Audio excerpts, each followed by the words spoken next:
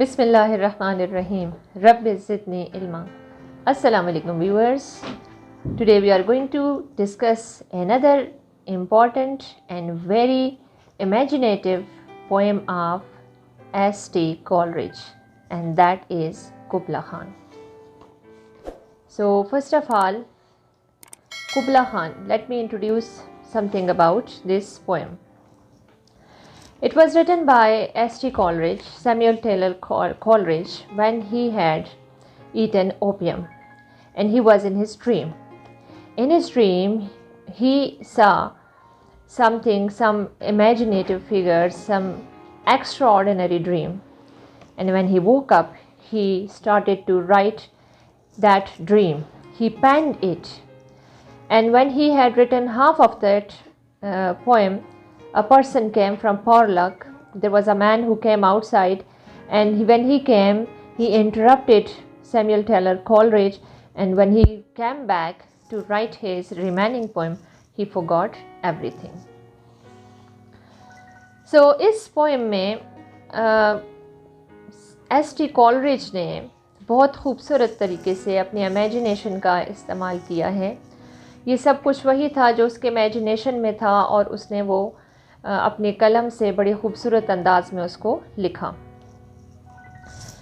In fact ये उसका dream था और S.T. कॉलरिज ने इस ड्रीम को फ्रैगमेंट का नाम दिया. That is a vision in a dream और अ फ्रैगमेंट, कि ये ख्वाब में एक उसका ख्याल था या ख्वाब था या उस ख्वाब का एक हिस्सा था, क्योंकि वो ख्वाब बाकी भूल गए थे. और कहा जाता है कि सोने से पहले अपने वो एक बुक पढ़ रहे थे जो कि हिस्ट्री पे कुबला खान पर थी, और इसी वजह से उन्होंने ख्वाब में कुबला खान के बारे में इस तरह से ये पोएम देखी और लिखी.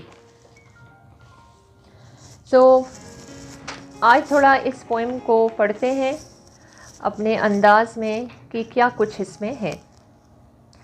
In Xanadu did Kubla Khan a stately player domed a decree, where Alp, the sacred river, ran through cavern mireless to man, down to a sunless sea. Xanadu is name of place. Kubla Khan he had ordered a magnificent player dome to be built. अब यहाँ पर ज़नाडो एक जगह का नाम है, summer capital है ये कुबला खान का. और कुबला खान कौन थे? Kubla Khan was a grand son of Genghis Khan. He was the grand son of Genghis Khan. That was the founder of the Mongolian empire. Kubla Khan ruled from 1257 to 1294. एक बहुत शानदार फातेह थे और he completed the subjugation of China. उन्होंने पूरे China पर rule किया था, उस पर कब्ज़ा कर लिया था. सो यहाँ पर इस पोएम में रिमोटनेस का एक कॉन्सेप्ट दिया गया है, और इसके साथ साथ इसमें कुछ सुपर नेचुरल एलिमेंट्स को इसके साथ इंक्लूड किया है. सो पोएम में स्टार्ट होती है इसके इन वर्ड्स के साथ. In Xanadu did Kubla Khan a stately pleasure dome decree, where Alph the sacred river ran through caverns mireless to man. अब ज़नाडो में कुबला खान ने ऑर्डर दिया किस चीज़ का? प्लेयर डोम बिल्ड करने का. प्लेयर डोम किसे कहते हैं? That is a beautiful dome of dream, one built in life. So he ordered to build a dome, कि एक डोम बनाया जाए. डोम मीन्स यहाँ पर एक पैलेस बनाने का उन्होंने ऑर्डर दिया अपने सर्वेंट्स को कि एक पैलेस बनाया जाए. और ये कहाँ पर बनाना है? उसकी जो लोकेशन है, where Alph the sacred river ran, वहाँ पर एल्फ है, एक सैक्रेड रिवर है एल्फ, उस रिवर के करीब. Through caverns mireless to man, ऐसी उसमें कैवर्न्स हैं which are mireless to which human being cannot measure. ऐसी डीप केव्स हैं जो इंसान जिनको मैयर नहीं कर सकता। उसके पास एक सेक्रेड रिवर फ्लो करता है, एल्फ जिसका नाम है, और उस रिवर के करीब वहीं पर केव्स भी हैं और बहुत डीप और बहुत लॉन्ग केव्स हैं जिनको ह्यूमन बीइंग ने आज तक मैयर नहीं किया। और वहीं उसके करीब उसने ऑर्डर किया कि उसके लिए एक खूबसूरत प्लेयर डोम, एक पैलेस बिल्ड किया जाए डाउन टू अ सनलेस सी। और वहाँ पर वो जो रिवर एल्फ है वो फ्लो करता है और वो जाकर गिरता है एक सी में जो कि sunless sea, where the sun doesn't shine, ऐसा समंदर जिस पर सूरज नहीं चमकता। So twice 5 miles of fertile ground with walls and towers were girdled round, and there were gardens bright with cypress rills, where blossomed many an incense-bearing tree, and here were forests ancient as the hills, enfolding sunny spots of greenery.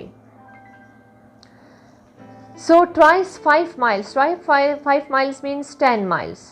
Twice double of 5, 5 का double 10 meal of fertile grounds. There were grounds which were very green. बहुत बड़े वहाँ पर grounds थे, मैदान थे जो कि सरसब्ज और शादाब थे, तकरीबन 10 मील लंबे, और उनके इर्द गिर्द टावर्स बने हुए थे। उनके इर्द गिर्द उनको एंटावर किया हुआ था, गर्डर्ड करना, उनको उनके गिर्द बाउंड्री बना देना। And there were gardens bright with sinuous rills, और उसमें गार्डन्स थे, बड़े खूबसूरत गार्डन्स थे। साइनस रिल्स, ग्रीन गार्डन्स थे। साइनस रिल्स का मतलब क्या है कि उसमें सरसब्ज और शादाब, फुल ऑफ ग्रीनरी, और उसमें नहरें थी। There were like small streams following a winding course, ऐसी नहरें उसमें बह रही थी कि जो जिग जेग उसमें मूव कर रही थी, और उसमें कई फ्लावर्स थे, blossomed so many flowers in it, where blossom many an incense bearing tree. Incense means scented trees, ऐसे ट्रीज थे जिनमें से खुशबू आती थी, सेंटेड ट्रीज थे वहाँ पर। और and here were forest ancient as the hills, और फॉरेस्ट थे इतने ओल्ड फॉरेस्ट जैसे कि हिल्स, एंशिएंट हिल्स होती हैं, infolding Sunny spots of greenery. और इन फॉरेस्ट ने उन जो Sunny spots, green Sunny spots थे, उनको इन सर्कल किया था, उनके इर्द गिर्द ये फॉरेस्ट थे उन ओल्ड हिल्स के ऊपर। सो कुबला खान ने ऑर्डर किया a splendid player palace to be built in Xanadu, this his summer capital, that stood on the bank of the sacred river Alf. Now this river flowed through immeasurable deep caves into a sunless sea, a fertile tract of land extending over 10 square miles was enclosed with wall and towers. फिर इसमें क्या था? Number of small streams, ऐसी stream थी जो zig zag इसमें flow करती थी through this stretch of land, and it also had numerous trees, बहुत सारे दरख्त थे, laden with sweet fragrant blossom, और उनके ऊपर फूल लगे हुए थे, खिले हुए थे, और उनमें खुशबूदार फूल थे। Its forest as old as hills, enclosed in them many a bright spot, overgrown with all kind of green vegetation. तो हर तरह का सब्ज़ा, ऐसी खूबसूरती, ऐसी खूबसूरत जगह पर उसकी कंस्ट्रक्शन का ऑर्डर दिया।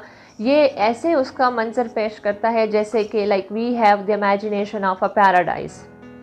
सो like this he had ordered to construct a player dome at such a beautiful green place. And not only this, there is greenery, there is beauty, there are flowers, there are trees, there are hills, there are streams, and there is every natural beauty in that place. But oh, that deep romantic cause which slanted down the green hill athwart Sadran cover, a savage place as holy and enchanted as ever beneath a waning moon was haunted by a woman wailing for her demon lover, and from this cause with ceaseless turmoil seething, as if this earth in fast thick pants was breathing, A mighty fountain momently was forced, amid whose swift half intermittent burst huge fragments vaulted like rebounding hail, or Shafi green beneath the thresher's flail, and mid these dancing rocks at once and ever it flung up momently the sacred river. Now another imagination of the poet, किस तरह से वो इसकी अपने imaginations की scenic beauty को वो elaborate करता है, और फिर वो कहता है, but oh that deep romantic chasm which slanted down to green hill athwart a saturn cover, there is cut gorge, romantic chasm, that there is a gorge and that is cut, एक घाटी है कि जिसमें एक cut पड़ा हुआ है, और उस कट में से क्या है, down the green hill athwart a cedarn cover, और ये फिर नीचे एक ग्रीन हिल, एक ग्रीन सरसब्ज पहाड़ी है, और उसके ऊपर से नीचे तक सैडरन ने उसको कवर किया हुआ है, उसके इर्द गिर्द सैडरन ट्रीज़ लगे हुए हैं। A savage place as holy and enchanted, कि ये एक ऐसी सैवेज प्लेस है कि it is holy and enchanted, both at a time. It is holy and as well as it is enchanted. दोनों बातें हैं इसमें, होली भी लगती है और enchanted भी लगती है, कि ये अट्रैक्ट करती है। So we see there is a woman and a woman is crying under waning moon. एक खातून है और वो रो रही है उस वक्त जब चाँद मध्यम पड़ रहा है और जब घटता जा रहा है, घटते हुए चाँद के नीचे वो for her lover that is, कि वो अपने उस लवर के लिए she is crying at that time. तो इसको पोइट किस तरह एक्सप्रेस करता है, by woman wailing for her demon lover and from this काज with ceaseless turmoil seething as if this earth in fast thick pants was breathing. और उस वक्त उसके साथ एक तरफ तो उसकी वैनिंग है, वेलिंग है, वो रो रही है, वो मातम कर रही है, वो अफसोस कर रही है कि उसके साथ जिस तरह से उसको डिसीव किया गया या डिसेप्शन हुई। तो उसी टाइम पर जो वाटर है वो किस तरह से निकल रहा है उस माउंटेन में से, with ceaseless turmoil seething as if this earth is fast in fast thick pants were breathing. A mighty fountain momently was forced, amid whose swift half-intermitted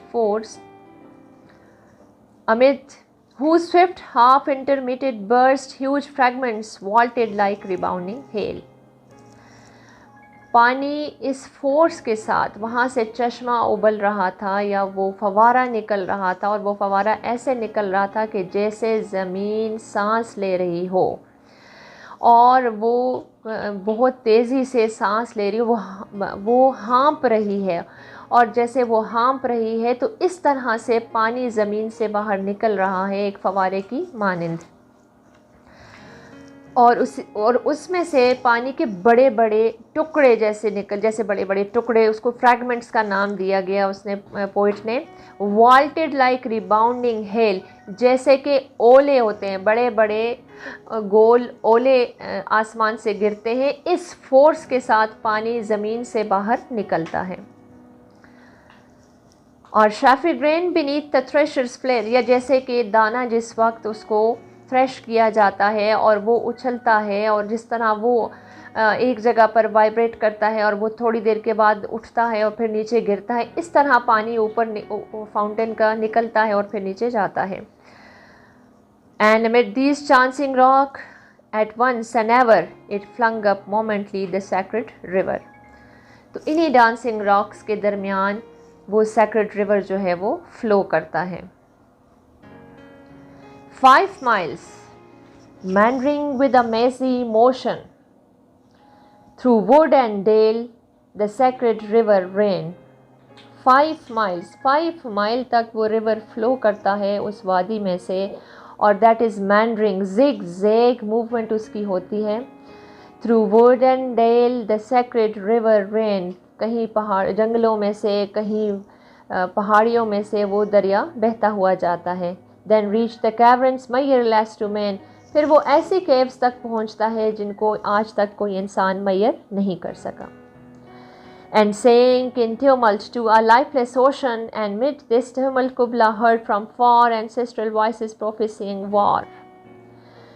और फिर ये जो river है ये it sank in tumult to a lifeless ocean.